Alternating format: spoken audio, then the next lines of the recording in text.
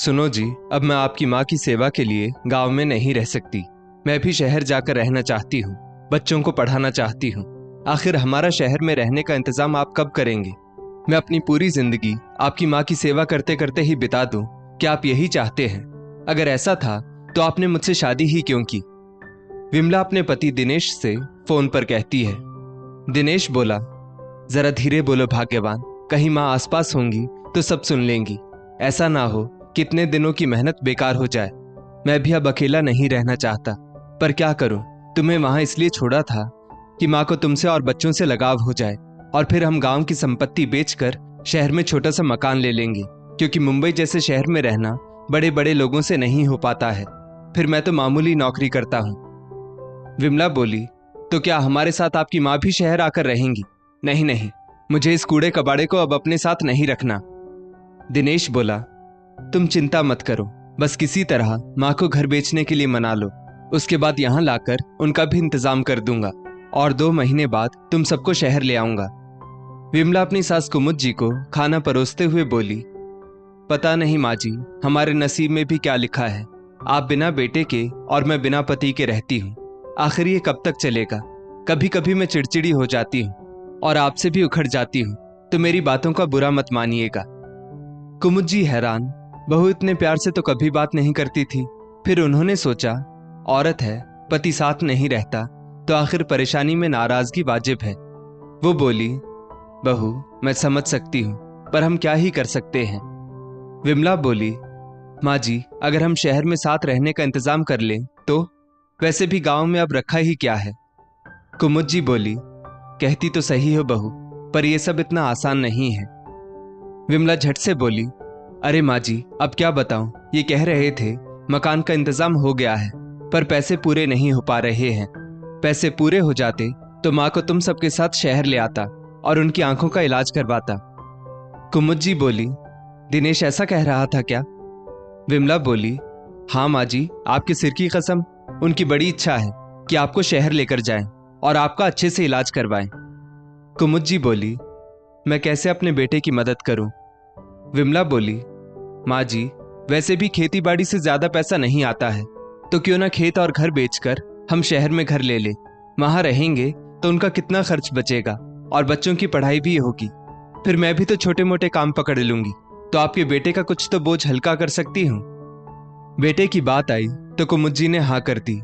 इस बात से विमला इतनी खुश हुई कि उसने झट से पति को फोन करके खुशखबरी दी, और पति वहां बैठे बैठे ही अपने घर और खेत को बेचने के लिए ग्राहक ढूंढने लगा। 2 महीने बाद दिनेश गांव लौट कर आया और आते ही माँ को गले से लगाया और बोला, माँ, आपने मेरी कितनी बड़ी मुश्किल हल कर दी। अब आप मेरे साथ शहर चलेंगी तो देखिएगा मेरा काम कितनी तरक्की करेगा। देखिए मैं आपके लिए शहर से क्या क्या लेकर आया हूँ। फटाफट उसने एक साड़ी और एक शॉल माँ के हाथ में पकड़ा दी। दूर खड़ी विमला गुस्से से लाल पीली हो रही थी। दिनेश ने उसे इशारे इशारे में शांत किया। फिर रात का खाना खाकर दोनों पति पत्नी कुमुद जी के पैर दबाने लगी। एक बूढ़ी माँ को इससे ज्यादा और क्या चाहिए कि उसे इज्जत की रोटी और बेटे बहू से प्यार व सम्मान मिले। दिनेश ने अपनी जेब से एक कागज निकाला और बोला, माँ, इस कागज पर अपना दस्तखत कर दो ताकि हम जल्दी से जल्दी शहर में घर ले लें। और आप जानती हो माँ, वहां का घर मैं आपके नाम पर लूंगा। कौन जानता है, छोटा सा घर आगे चलकर बड़े घर में बदल जाए। बेचारी कुमुद जी शिक्षा के नाम पर बस हस्ताक्षर ही तो उन्हें करना आता था, सो उन्होंने कर दिया। फिर क्या था, 3 दिन बाद कुमुद जी को वहां से जाने की इच्छा नहीं थी, क्योंकि उस घर से उनके जीवन के 3 पहर की यादें जो जुड़ी थी। उन्होंने अपने पति की तस्वीर को एक पीले कपड़े में लपेटा और घर से निकल गई। वो बार बार पलट कर उस घर को देख रही थी। उन्हें लग रहा था उनसे कुछ छूटा जा रहा है।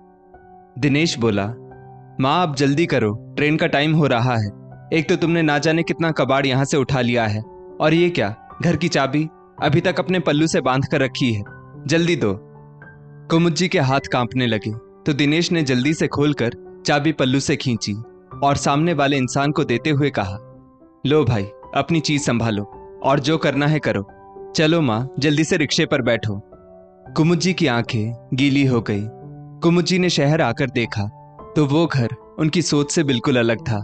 ना जाने किस गली कूचे से होकर वे एक मकान में पहुंचे जहां 2 छोटे छोटे कमरे थे। गुस्ल खाना तो इतना बड़ा था कि बस बैठने भर की जगह हो। रसोई के नाम पर 2 हाथ की जगह थी। जैसे तैसे सब व्यवस्थित किया। विमला बोली, माँ जी थोड़ी मदद ही कर दीजिए, जब तक मैं सामान ठीक कर रही हूँ। आप झाड़ू पोछा ही कर दीजिए ताकि मैं 2 रोटी बना सकूं। कुमुद जी भी बहू की मदद करने लगी। समय बीता, धीरे धीरे सब व्यवस्थित हो गया। एक रोज विमला कुमुद जी से बोली, माँ जी यहाँ सारा काम हमें खुद करना होगा। मैं सोच रही हूँ सिलाई का काम शुरू कर दूं ताकि 2 पैसे आने लगे। घर का काम आपको देखना पड़ेगा। हाँ, रात का खाना मैं बना दूंगी। दिन में तो मुझे वक्त नहीं मिलेगा, तो दिन का सारा काम आप कर लिया करना। बेचारी कुमुद जी, उन्होंने सोचा भी नहीं होगा कि शहर आकर उनकी हालत नौकरों जैसी हो जाएगी। अब आए दिन छोटी छोटी बात पर सास बहू में खींचातानी होने लगी। इधर दिनेश को 1-2 महीने से तनख्वाह नहीं मिली थी, जिसके कारण वो परेशान था।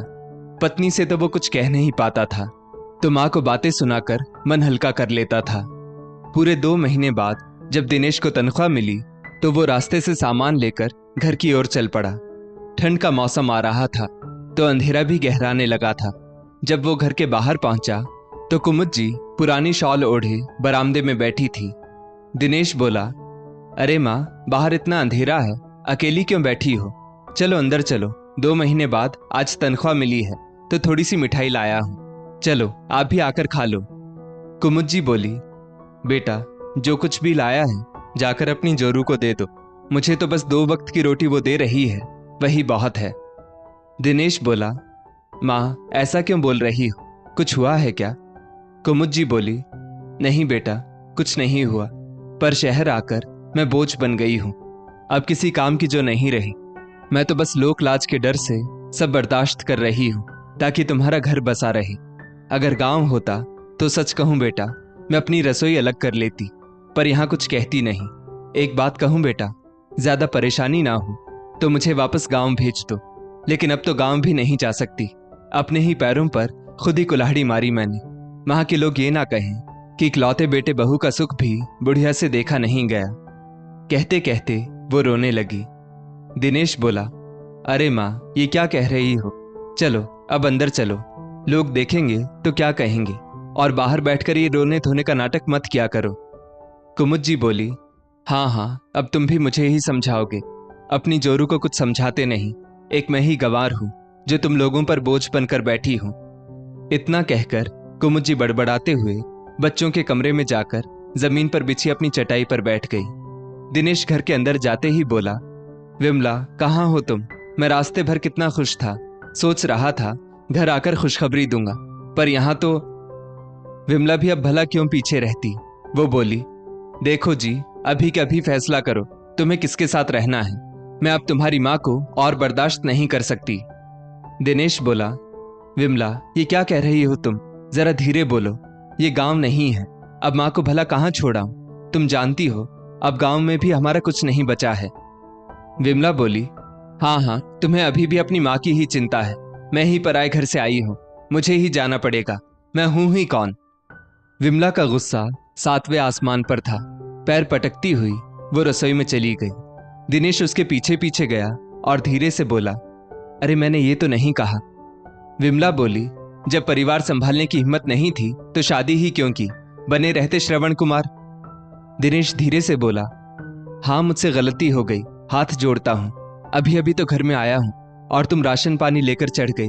देखो मैं तुम्हारे लिए मिठाई लेकर आया हूं, और ये लो मेरी 2 महीने की तनख्वाह। तुम तो इस घर की मालकिन हो, फिर क्यों इतना उदास हो जाती हो? पत्नी को खुश करके दिनेश ने गहरी सांस ली। हाथ में पैसा आते ही विमला का सारा गुस्सा ठंडा हो गया। उसने पति और बच्चों को ताजा गर्मा गर्म खाना परोसा।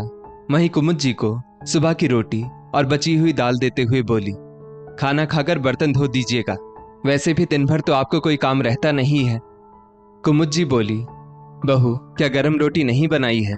मुझसे ठंडी रोटी टूटती नहीं, तुम जानती हो। गिने चुने मुंह में दांत है, इन रोटियों को चबाने में मेरा मुंह छिल जाता है। विमला बोली, अच्छा आपको गर्म रोटी चाहिए? ऐसा कौन सा काम करती हो जो गर्म रोटी चाहिए? दाल है ना, उसमें डुबोकर खाओ, बड़ी आई गर्म रोटी खाने वाली। मेरा पति मेहनत करके कमाता है, मैं खुद खाना बनाकर खाती हूँ और इनको बैठे बिठाए गरम रोटी चाहिए। खाना है तो खाओ, वरना चटाई बिछी हुई है, सो जाओ।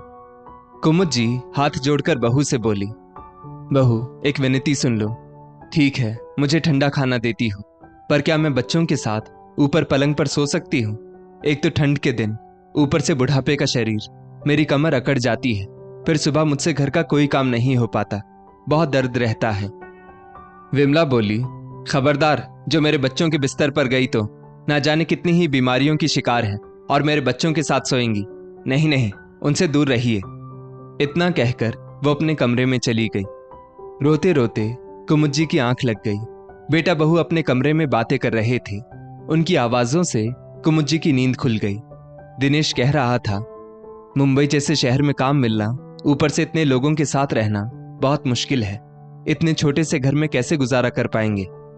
विमला बोली, याद है ना, अपनी माँ को यहाँ लाने से पहले आपने कहा था कि शहर लाने के कुछ दिन बाद आप उनके रहने का इंतजाम कर देंगे। क्या हुआ उसका? दिनेश बोला, वही सोच रहा हूं, क्यों ना माँ को वृद्धाश्रम छोड़ दूं। माँ कितने ही लोग रहते हैं, माँ चली जाएंगी तो घर में थोड़ी जगह भी बन जाएगी। बेटे की बात सुनकर बुजुर्ग माँ की आंखें भीग गई। वे सोचने लगी, अभी 5 साल भी नहीं हुए बेटे की शादी को, और बहू ने उस पर अपना रंग चढ़ा दिया। विमला बोली, जितनी जल्दी हो सके इन्हें यहां से रफा दफा करो। वैसे भी अब ये हमारे किसी काम की नहीं है। उनके रहते हम गांव और खेत के पैसे को भी इस्तेमाल नहीं कर पा रहे हैं, और कितने दिन इस गंदी टोकरी को अपने साथ रखना पड़ेगा। दिनेश बोला, तुम चिंता मत करो, परसों गणेश चतुर्थी है, शहर भर में भीड़ होती है। माँ को दर्शन के बहाने ले जाऊंगा और वहां छोड़कर आ जाऊंगा। दिनेश की इस बात से विमला बहुत खुश हुई, पर बगल वाले कमरे में कुमुद जी की आंखों से गंगा जमुना बह रही थी। अगले दिन छुट्टी थी। दिनेश बोला, अरे माँ, आप जब से शहर आई हैं कहीं गई नहीं है। चलिए आज आपको गणपति के दर्शन करवा कर लाता हूँ। बच्चे बोले, हाँ हाँ, हम भी चलेंगे। दिनेश बोला, नहीं नहीं, तुम लोग घर में रहो, मैं दादी को उनकी मंजिल तक पहुंचा आता हूँ। कुमुद जी एक झोले में अपना सामान और पति की तस्वीर रखते हुए बोली, हाँ बेटा, चल आज तू मुझे मेरी मंजिल दिखा ही दे, जहां मुझे इज्जत की 2 रोटी मिल सके। दिनेश आश्चर्य से बोला, माँ ऐसा क्यों कह रही हो, और ये सामान? इतने में विमला बोली, अरे माँ जी, इस झोले में क्या है? कुमुद जी हंसकर बोली, बहू चिंता मत करो, मैं इस घर से कुछ चुरा के नहीं ले जा रही हूं। आखिर मैं लाई ही क्या थी, बस अपनी इज्जत लेकर आई थी। जो बची कुछ इज्जत है उसे ही अपने साथ ले जा रही हूं। एक बात कहूं बहू, जब इज्जत की 2 रोटी तुम मुझे नहीं दे सकती थी तो अपने साथ शहर क्यों लेकर आई? दिनेश बोला, माँ तुम भी हद करती हो, मैं तुम्हें गणपति के दर्शन के लिए ले जा रहा हूं, और तुम ये क्या अनाप शनाप कह रही हो? क्या रात में कोई सपना देखा था? कुमुद जी बोली, नहीं बेटा, रात में मुझे सच्चाई के दर्शन हुए, इसीलिए कह रही हूं। चल, जहां मुझे छोड़ने जाने वाला था वहां ले चल, और छोड़ा मुझे मेरी मंजिल पर। मेरी जितनी जिंदगी बची है मैं तो जैसे तैसे काट लूंगी, बस तुम्हें इतना परेशान नहीं देख सकती। मेरे चले जाने से तुम लोगों को इस घर में शांति और सुकून मिलेगा, तो मेरा इस घर से चले जाना ही बेहतर है। इतना कहकर वो बच्चों के सिर पर हाथ रखकर बोली, खुश रहो मेरे बच्चों, बस इतना याद रखना, तुम्हारी माँ भूखी प्यासी दुनिया भर के नियमों का पालन करके तुम लोगों के लिए व्रत उपवास करती है, सारे कष्ट खुद पर सह लेती है, पर बच्चों का दुख नहीं देख पाती है। लेकिन कल को जब तुम बड़े हो जाओगे तो अपनी माँ की भी 1-2 बात बर्दाश्त कर लेना। इतना कहकर वो जाकर ऑटो में बैठ गई। दिनेश कुछ समझ नहीं पा रहा था। विमला बोली, अब जल्दी से जाओ, वो खुद जाने को तैयार हैं, तो उन्हें जल्दी से छोड़कर आओ, हम यहाँ जश्न मनाने की तैयारी करके रखेंगे। करीब 1.5-2 घंटे बाद दिनेश एक वृद्धाश्रम के बाहर पहुंचा। वहां गणेश जी की एक मूर्ति रखी थी। उसने उसे प्रणाम किया तो कुमुद जी बोली, क्या यही है मेरी मंजिल? दिनेश सिर झुकाए खड़ा था। कुमुद जी बोली, बेटा ऐसा काम ही क्यों करना कि अपनी माँ के सामने सिर झुकाना पड़े। एक बात बोलूं, जब तुम्हारे बच्चे तुम्हारी उम्र के हो जाएंगे तब तुम्हें मेरी ये बात याद आएगी, पर शायद तब मैं ना रहूं। मैंने लोगों के घरों में काम करके तुम्हें पढ़ाया लिखाया और काबिल बनाया। मैं चाहती तो तुम्हें भी अनाथ आश्रम में छोड़कर अपना नया जीवन शुरू कर सकती थी, पर नहीं, मैं तो माँ हूं, और माँ उस वृक्ष के समान होती है जो सिर्फ छाया ही नहीं फल भी देती है।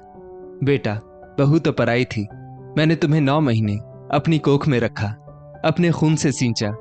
जब तुम ही मेरी आंखों की नमी नहीं पढ़ पाए तो उससे क्या उम्मीद रखती। तुमने धोखे से मेरा सब कुछ मुझसे ले लिया। बस इतना एहसान करना कि दोबारा कभी मेरे सामने मत आना। नम आंखों से कुमुद जी आगे बढ़ गई और उन्होंने एक बार पीछे पलटकर भी नहीं देखा। दोस्तों, इस स्टोरी को लेकर आपकी क्या राय है, नीचे कमेंट करके जरूर बताइएगा। और ऐसी ही और भी बेहतरीन वीडियोस के लिए हमारा पेज जरूर फॉलो करें। धन्यवाद।